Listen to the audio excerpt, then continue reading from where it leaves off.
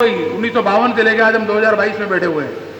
हमने अपने लक्ष्य में निर्धारित किया ऐसी राष्ट्रीय शिक्षा प्रणाली का विकास करना है जिसमें एक विशेष प्रकार की युवा पीढ़ी निर्माण होगा। तो उसमें हिंदुत्वनिष्ठ शब्द प्रयोग किया है। पिछले 7-8 वर्षों से विद्या भारती के कुछ केंद्र हम लोगों ने विदेशों में चलाए हैं। संगठन की तरफ से वो दायित्व भी मेरे पास है। तो हर साल कुछ दिनों के लिए मैं बाहर जाया करता हूं।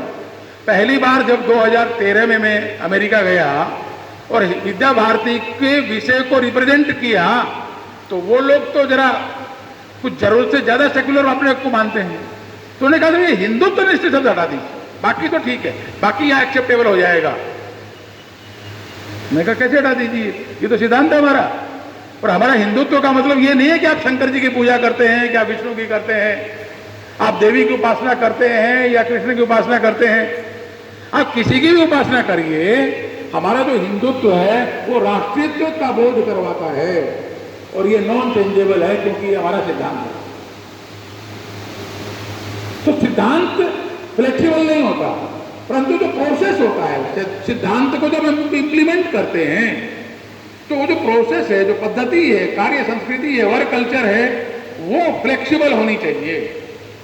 आवश्यकता लगती है गर्मियों में। अभी देखो आप सभी गर्मी से पीड़ित हैं, तो हम कैसे भी हवा मिले अपनी कॉपी से करते हैं या पसीना पोंछते हैं या कुछ भी।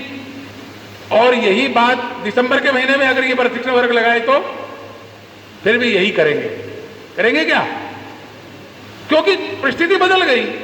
तो फ्लेक्सिबिलिटी का मतलब है जैसी रिक्वायरमेंट है, जैसी सिचुएशन है, विविधाश्च पृथक् चेष्टा, उसके अनुसार परिवर्तन जीवन में आ सकने की सिद्धता चाहिए। ये जीवन कौशल का पहला भाग है। दूसरा भाग है लीडरशिप, नेतृत्व करता। एल जो लिखा है वो लीडरशिप का प्रतीक है। हम समाज में परिवर्तन करना चाहते हैं। हम चाहते हैं कि ऐसी राष्ट्रीय शिक्षा प्रणाली का विकास हो जिसके आधार पर एक विशेष प्रकार के मानस का रचना होगी, विशेष प्रकार के देश का निर्माण होगा, एक विशेष प्रकार की पीढ़ी बनेगी। तो केवल मैं एक उदाहरण बताता हूं। मैं उदाहरणों से बचना चाह रहा था कि लंबा हो जाएगा, लेकिन वो हमारे नकुल जी कई बार कहते हैं कि आप छोड़िए मत, नहीं तो फिर वो बात समझ में नहीं आएगी। उदाहरण बताता हूं। पूजनीय बाला साहब जो संघ के तृतीय सरसंघ चालक थे, डॉक्टर के बाद पूजनीय गुरु जी और उसके बाद पूजनीय बाला साहब। तो उनका सरसंघ चालक बनने के बाद 1973 में एक पहला कार्यक्रम था नागपुर में, सार्वजनिक कार्यक्रम था, बड़ा कार्यक्रम। और उसमें एक गीत गाया गया। संघ की एक पद्धति है कि किसी बड़े अधिकारी का बौद्धिक होता है, उसके पहले गीत, एक एकल गीत कहिए या बौद्धिक गीत कहिए, वो बोला जाता है। उसके पीछे उद्देश्य यही होता है, कुछ गीत के जो शब्द रहते हैं वो सुनने वाले को एक डायरेक्शन देते हैं, एक कंसंट्रेशन करते हैं और बाद में फिर अधिकारी अपने विषय को प्रस्तुत करता है। गीत के बोल थे, तुम करो राष्ट्र आराधन, तन से मन से धन से, तन मन धन जीवन से, तुम करो राष्ट्र का अर्चन, तुम करो राष्ट्र आराधन। पूजने वाला साहब बोलने के लिए जब खड़े हुए तो उन्होंने पहला सवाल यही किया, तुम मैंने कौन? तुम जो गीत गा रहा है वो या आप जो सुन रहे हैं वो? अगर मैं यहां से बोलता हूं तुम करो राष्ट्र आराधन तो प्रश्न खड़ा होता कि मैं क्या करूंगा? तो मैं तो जाके आराम से सोऊंगा साहब, क्योंकि राष्ट्र आराधन करने का ठेका तो हमने आपको दे दिया है। तो ऐसा व्यक्ति लीडर नहीं बन सकता।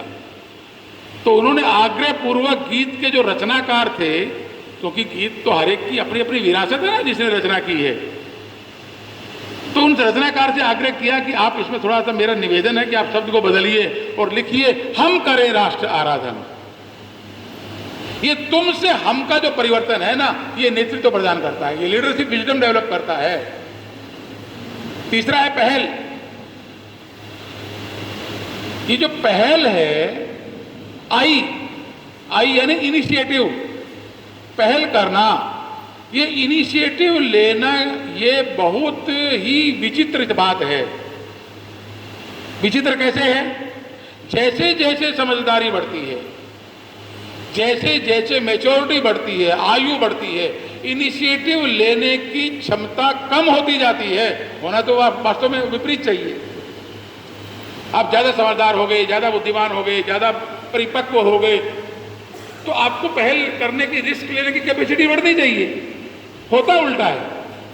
जीवन कौशल में आप कक्षा तीसरी चौथी में पढ़ा रहे हो, ब्लैक बोर्ड के ऊपर लिख रहे हैं चौक से कोई चीज, और अचानक आपका चौक खत्म हो गया और आपने कहा भैया जरा चौक लेके आना, बिना किसी की ओर देखे, बिना अर्धवर्ध किए, बिना मुंह घुमाए, ब्लैक बोर्ड की ओर देखते देखते ऐसा शब्द बोला चौक लेके आना, तो कक्षा में क्या होता है? कौन उठता है? कम से कम 5-7 बच्चे एक साथ उठते हैं, क्योंकि वो क्या करना चाहते हैं कि मैं, और दौड़ के जाते हैं, तुमसे पहले मैं, इनसे पहले मैं, इनसे, वो सबसे पहले जाना चाहते हैं और चौक ला करके दीदी के हाथ में या आचार्य जी के हाथ में देना चाहते हैं, और उस समय आचार्य जी जो शाबाशी देंगे या दीदी जो कहे वाह बढ़िया बहुत बढ़िया, इस बहुत अच्छा की सुनने के लिए वो सबसे पहले दौड़ता है, पहल करता है। और अगर यही बात 7वीं 8वीं कक्षा में हो, तो आप 7वीं 8वीं कक्षा में पढ़ा रहे हो, चौक खत्म हो जाए और आपने कहा चौक लेके आना, तो कितने लोग उठते हैं? मुश्किल से एक आध कोई उठता है, और कई बार तो एक भी नहीं उठता, सब एक दूसरे की तरफ ऐसे देखते रहते, एक दूसरे को इशारा करते तू चला जा,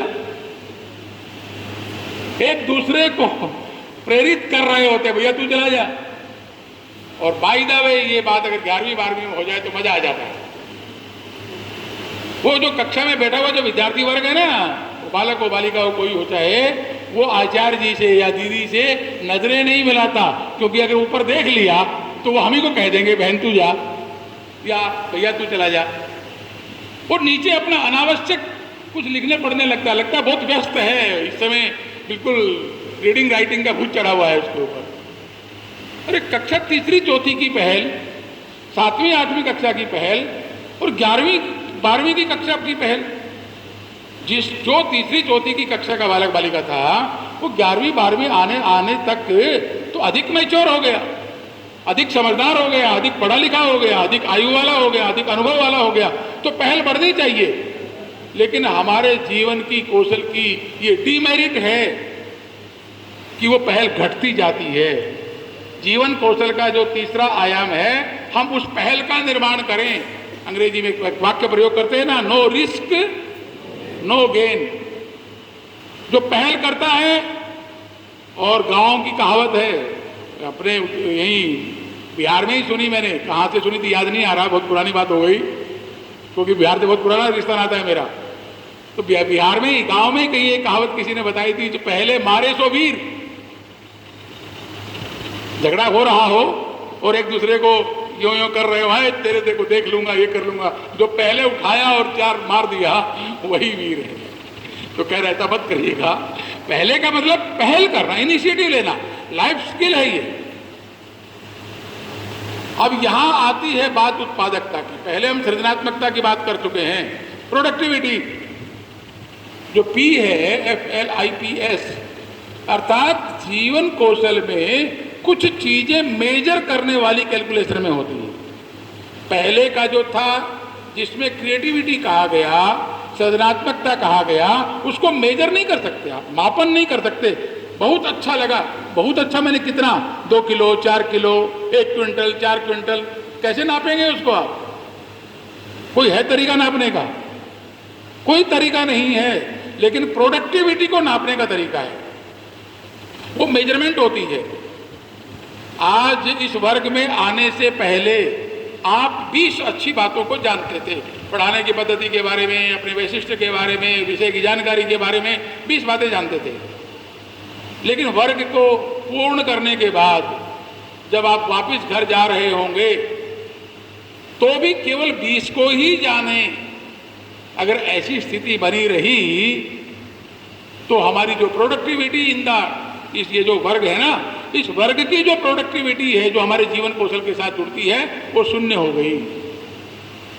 हमने कुछ 10 नई बातें जोड़ी क्या, क्योंकि वो मेजरमेंट का पार्ट है, वो गिनती में आने वाली बात है, वो मापन का योग्य है कि हम ये 10 नई चीजों को इसमें एडिशन कर रहे हैं। सोशल स्किल टेलर्स रिपोर्ट में जो अंतिम पायदान कहा गया, लर्निंग टू लिव टुगेदर। आप व्यक्तिगत जीवन में कोई आलू पसंद करता है, कोई ज्यादा तीखा पसंद करता है, कोई बहुत सामान्य भोजन पसंद करता है, यह वर्ग में आए हुए हैं। अभी मैंने पूछा सतीश जी से कि कितनी संख्या है, तो उन्होंने कहा 202 है भाई साहब, और 202 की 202 ही वैरायटी है। तो हमारे प्रदीप जी को 202 सब्जियां रोज बनवानी पड़ेंगी, हैं? क्योंकि हर एक की इच्छा अलग अलग प्रकार की है ना, रुचि अलग अलग है। संभव है क्या ये? अगर एक ही दिन का, एक ही मीटिंग का वर्ग हो बाय द वे 2 घंटे का, तो भी संभव नहीं। तो सोशल स्किल है। समाज में जब हम समूह में रहते हैं, समाज के साथ संबंध में रहते हैं, तो what should we do and what should we do not do, do not do, हमें क्या करना क्या नहीं करना, समाज जीवन जीने की स्किल सीखना, सामाजिक दृष्टिकोण। और दूसरा भाग है इसका, जो हम अर्जन कर रहे हैं, जो ज्ञान प्राप्त कर रहे हैं, जो सीख रहे हैं, उसको समाज को रिटर्न देना, ये सोशल स्किल है।